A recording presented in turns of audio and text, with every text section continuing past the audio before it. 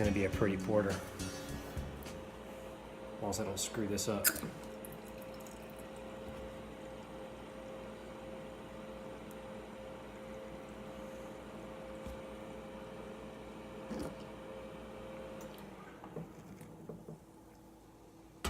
Happy Homebrew Wednesday on a Wednesday. It's going to be late, but I got it in this year. So this is going to be kind of a special edition for a couple of different reasons.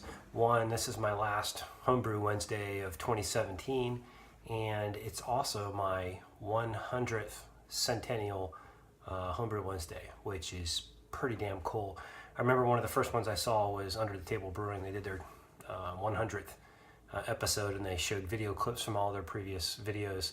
I don't have the wherewithal to do that. I'm not that good of a video editor, so what I am going to do today, though, is kind of recap the year in 2017.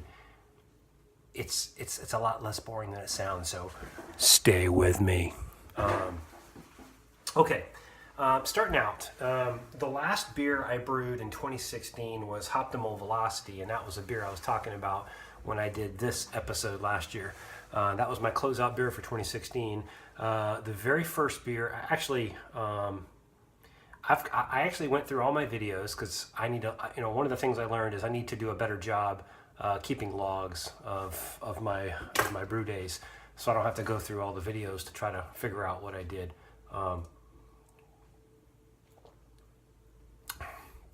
My first bourbon barrel porter, it's pretty damn good. Wife is pleased. So anyway, the very first beer, okay, first thing I did was I stated that my goal for 2017 was to be the year of brewing other people's recipes, as well as doing collaboration beers. And I think I stayed true to my goal. So the very first beer I did was another person's recipe, an OPR. It was Dropkick Nate. Very first thing I put on my tap. That won't be this year, but it will be not that far behind. I will have some Dropkick Nate on tap here shortly. Yeah, very first beer of 2017. Thank you, Nate. You started off my year right. Then I followed it up with Remorseful Leprechaun using Red X for the first time, and then Liquid Bacon, which was a collaboration I did with F It Let's Brew It, Dan Desolates. So I got in my first OPR and my first collaboration beer all in January, so a total of 3 beers. In February, I had Native Transplant, which was my second collaboration beer with Tyler Everty. I did Vernal Equinox, which was a couple of you guys I think brewed it. It was an English IPA that won first place in a local competition here, and then went to the Great American Beer Festival, I think, and won silver medal at the GABF Pro-Am, I believe. Guy here locally did it, so I brewed that for the first time in February, and then I brewed an old school, just a regular old school double IPA. That closed out my February, so we're up to 6 beers. Then in March, I brewed a rebrew of Vernal Equinox because I liked it so much. And I actually had some of the hops that I didn't have for the first recipe, or for the first version. And then I did a lager, Dreyer's Revenge, to close out March, which was supposed to be a beer that I turned into a competition with Mash Paddle and the Hot Blossom competition. I forgot to send it in and never made it, so that kind of sucked. Then in March was also the month that I actually went to go visit Mash Paddle. He came and visited me in 2016 when I had neck surgery, and then I returned the favor, went out and visited him. Had a wonderful time, delightful area where he lives in Virginia. So that closed out March, so we're up to 8 beers.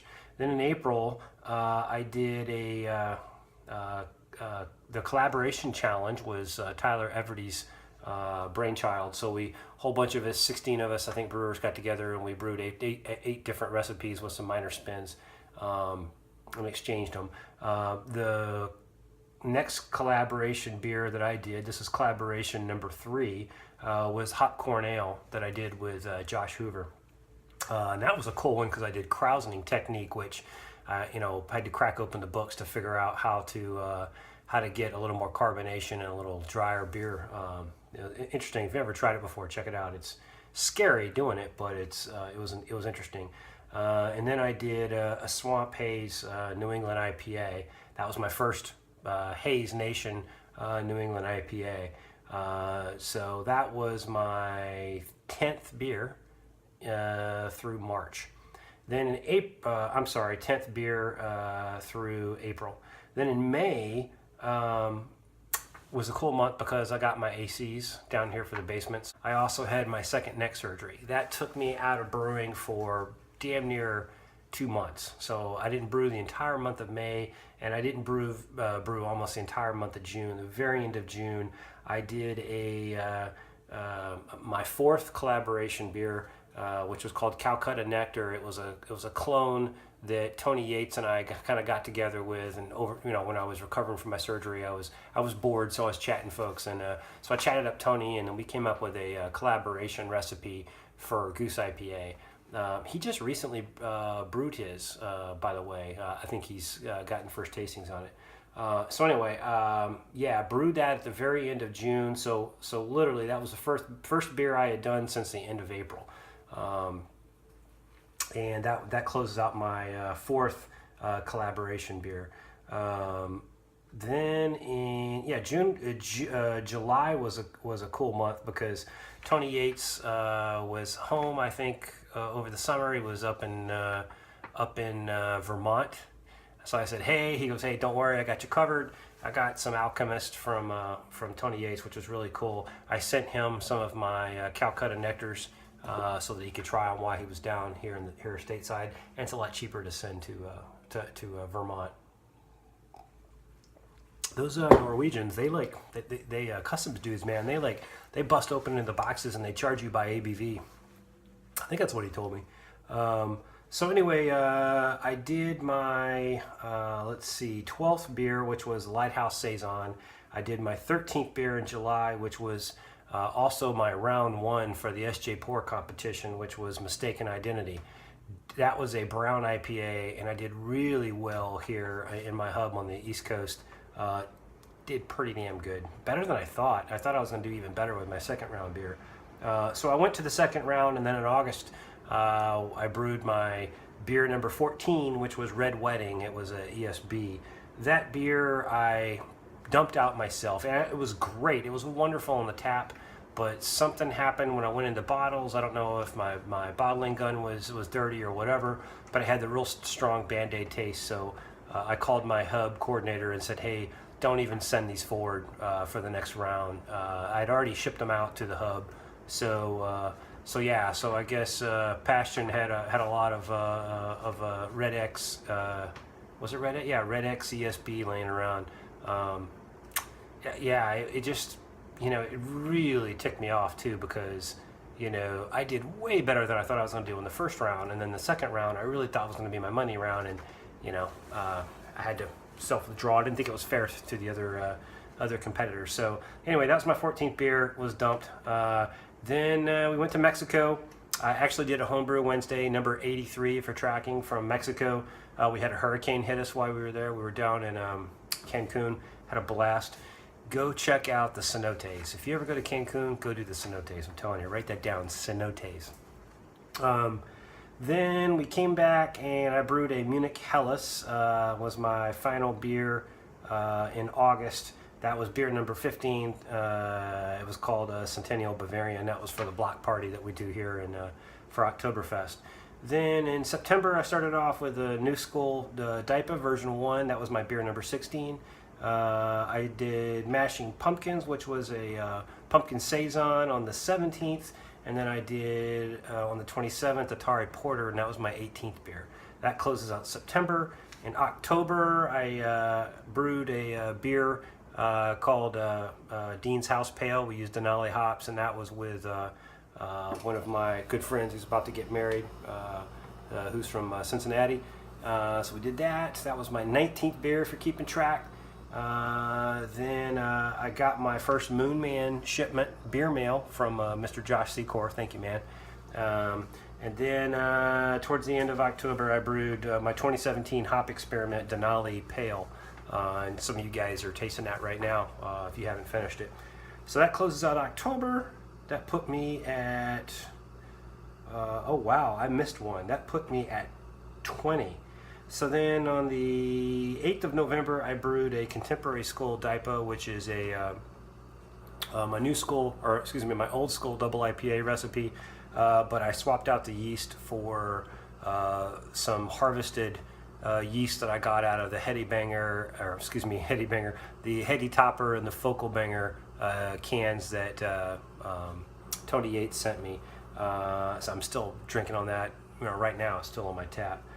So that was my beer number 21. Elfing Around on the 29th of November was my beer number 22. That was a 10.2% winter ale that I did for a local party here. And then closing out in December, I did a Winter Pantry Saison.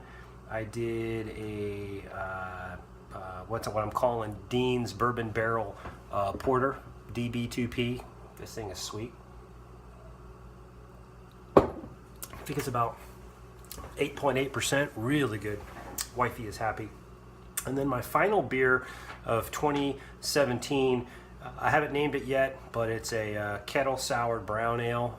Well, I'll show you. I've got it sitting here in the kettle right now, souring. I probably need to check the pH. It was 5.12 before I added the, I'm using lactobacillus. I know some of you guys use Good Belly or probiotics or something like that. I just, you know, I don't know much about kettle souring, so I picked up some Omega lactobacillus blend, so I threw that in there. The guy at the homebrew store said let it go for about 2 days. Should be good.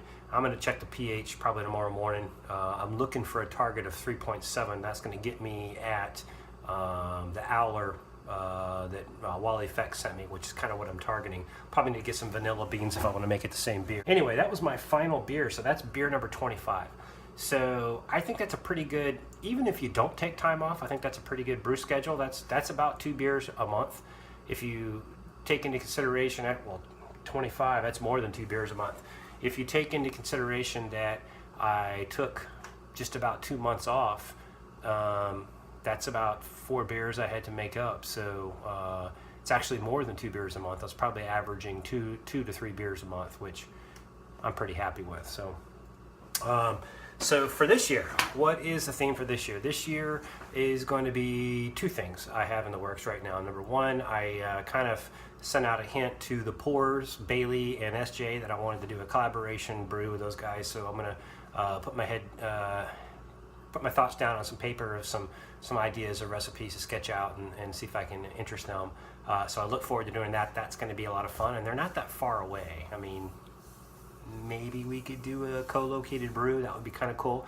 Either do it down here or do it up there, or maybe even do a brew day up there and a brew day down here. I don't know. We'll work out the details. So I'm looking forward to doing that in 2018. And then the second one is sour beers. As you can see, I'm starting my first sour beer. It's the final beer of 2017, but it'll be the first beer that I keg in 2018. So looking forward to that. Once again, give a shout out to all my fellow brew tubers, especially all you guys that sent me beers over that month in May and June when I had my surgery. Really, really cool. I couldn't drink them for a little bit, but I had plenty of homebrew in my cooler for a while. You guys are a freaking awesome community. So happy to be a part of this, and I hope more people see these videos and join, because it's just so great to. I've stolen so many ideas from you guys over the years, and it's just great. So anyway, have yourself a happy homebrew. Hope you have a very, very happy new year and a great 2018. And Dean's List will see you over the next 12 months. Cheers. I almost forgot. I had 2 visitors, 2 fellow BrewTuber visitors, Dan Follett and Larry Lentz, both came here to visit and came and I met Larry for lunch, and Dan got to come here and check out the brewery. Awesome seeing you guys. Have a happy Homebrew Wednesday. Cheers.